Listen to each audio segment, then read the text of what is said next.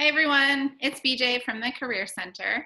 I'm coming to you with three main questions today with Crisanne Blackie, the director of our Career Center. And our topic today for our three questions is happenstance. So welcome, Crisanne. Thanks for joining us. Thank you. So glad to be here. Hi, everyone. Yeah, this is going to be fun. Are you ready for question one? I'm ready. Okay, so the first question is, can you explain happenstance and why we as career counselors use this all the time working with students and alumni?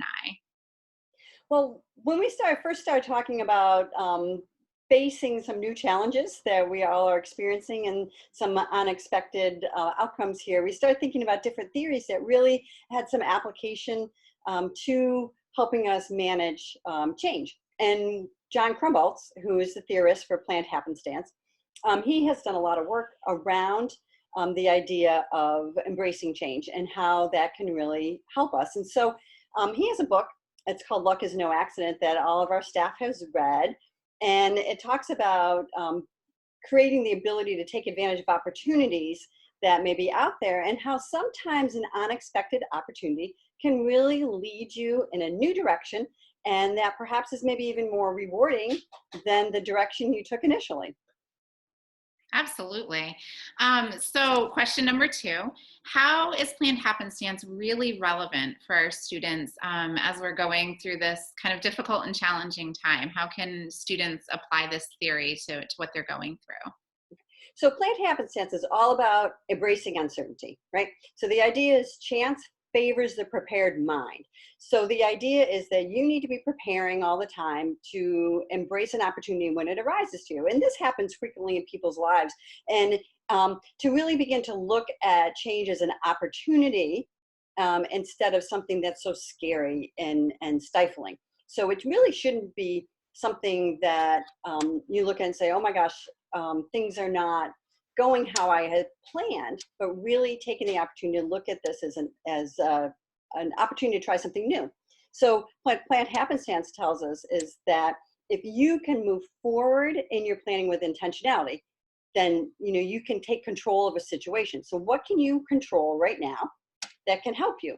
And some people are reactionary to different situations, and what planned happenstance tells us is no, don't be that reactionary. Take a step back and then begin to move forward with a plan that works. But if you have a plan, sometimes it doesn't work, but then you know what's not working. And you can go back and reevaluate your plan to see where you're at, make some changes, move forward again, see what happens. Okay, maybe that's not working. We're going to go back and reevaluate. So it becomes this opportunity for you to continually reinvent yourself and to be ready to meet new people, to do different things, and to look for opportunities in unusual places. And that's probably our biggest lesson from planned happenstance is that it's the unusual places maybe where you find your best opportunity.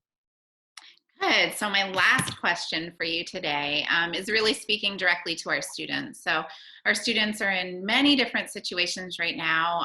A lot of them are home with their families unexpectedly. We have students who are lined up for summer internships that maybe are no longer happening. We have seniors who are graduating and kind of an uncertain job market.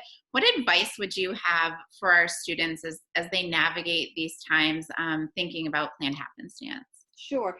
Well, John Crumbles will tell us that, our greatest strengths are being curious, being resilient, looking forward and being optimistic, right? So this is the lessons that we're going to learn from him today is to really begin to take a proactive approach and to say, how can we be curious? What can we learn about that's different? So let's take this time, pick something that you want to learn about and try it. So, some people I've talked to said, well, I really want to learn to make bread, right? I've never made bread. I can do this. Other people have said, I really want to learn to a language, or I want to learn how to play an instrument, or I want to do something that I haven't tried before. And what's really interesting about that is with social media as it is, there's all kinds of support groups online for different topics. So you can say, well, I want to learn to cook, and you can be part of a group that talks about cooking. And in doing so, you're taking a common interest, you're meeting a whole bunch of new people and really moving outside of your comfort zone to begin to look at what else is out there. And in learning something new, you're going to fail, right? So if we take making bread as an example, It's not easy. You think, oh, this looks super easy. They do it on the cooking shows. It's going to be great. But it's not as easy as it seems. Right? So you're going to try it. Maybe your bread doesn't rise. All right. So you fail. All right. So you go back, you try again. What can I learn? All right. And in doing that, you say, well, I got to research this more because I got to figure out why this didn't work. So you go back and you research it, then you try again. And maybe the next time it's a little better, but maybe not perfect. Maybe the third time you try it, you're finding you're having some great success. So what do we learn from that is we learn the ability to be resilient. We learn that we can go back and figure things out and problem solve, right? We learn critical thinking skills. And this is all stuff that's going to transfer into the job market. So now that we know how to do this, we can then go out and begin to say, how do we network with people about finding an internship, finding a position? There are employers that are hiring. Absolutely. So the thing is, who is hiring? So we got to figure out, who do we ask about that? Who's our new network? Reach out to people that you haven't talked to in a long time and say, hey, I just want to check in, see how you're doing. And in doing so, they're going to say, well, how's school going? You say, well, studying from home. I'm working from home. You know, what are you thinking about doing? Well, I'm really looking for a summer job. Do you know of anybody who's hiring? And they're going to say, wow, I know that this company is hiring, but I also have a friend that works there. Maybe this is someone that you can talk to. So then you can reach out to that person and you can create this network of activity that is going to be, I believe, really positive for you.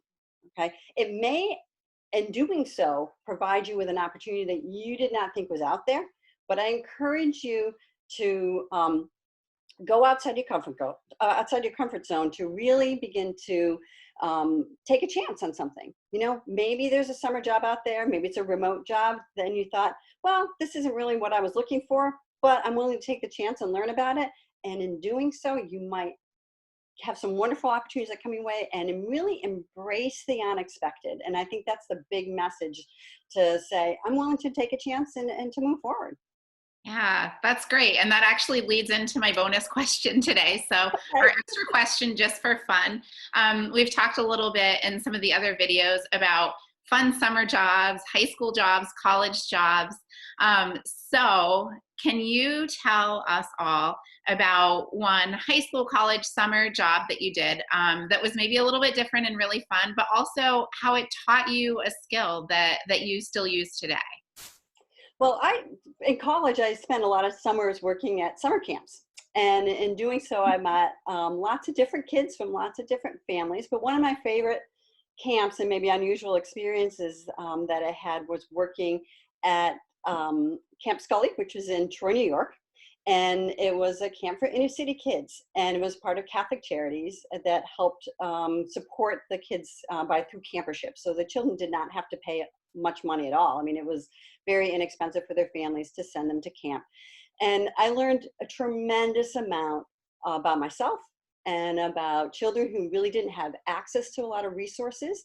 And that perspective has helped me tremendously and in learning and learning about people, but also in helping students and really understanding that I can meet students where they're at. And that has been a great help. Plus, I was able to meet the Cuomo family and met Andrew Cuomo, one of BJ's favorite governors right now. I watch him every day on TV. That I actually have, whenever he's on the TV, I have all my kids come in and I say, okay, guys, Governor Cuomo's on now. We need to listen to what he has to say, because I think he's a great voice of reason in this crazy time. So my experience, I shared the other day that I ironed newspapers as one part-time job. Another one that I did that was really fun and kind of unexpected was I was a teacher's aide the summer between high school and college for a migrant Head Start in northern Maine. So all of the migrant workers that came from Mexico to pick broccoli during the summer brought their children and their families with them. And so I hadn't spoken any Spanish prior to this, but I got hired to do this job. And so every day I was with 3- and 4-year-olds who came from Mexico. And so I learned a lot of Spanish. I learned about their culture. And it was just kind of an unexpected, really fun thing that I did between high school and college. So fun job. Well, and the fun fact is, my first job that I had in Maine was with the MES Foundation, and we had a program, it was the Higher Education Resources Outreach Program, the HERO program, and we traveled around the state and provided services, career services, but we had a hotline, and it was an 800 number that people could call in. And our mantra at the time was that we have a career center in everyone's living room, and you can just call us and take advantage of this. And so talk about something that's relevant to us 25 years ago. And now again, we have a career center in everybody's living room. So this is like this really cool thing. And I feel like, wow, I really know how to do this because I had a lot of experience providing services remotely. We just use a telephone. So now if I could transfer those all to the technology that we have now, I think we're in pretty good shape. Yeah, absolutely. Well, thank you so much, Crisanne. This was fun. Just a reminder to our students who are watching, you can reach us by phone, email. We'd be happy to Skype with you, Zoom with you, email with you, talk to you over the phone. To any parents who are watching, and encourage your students to utilize our services.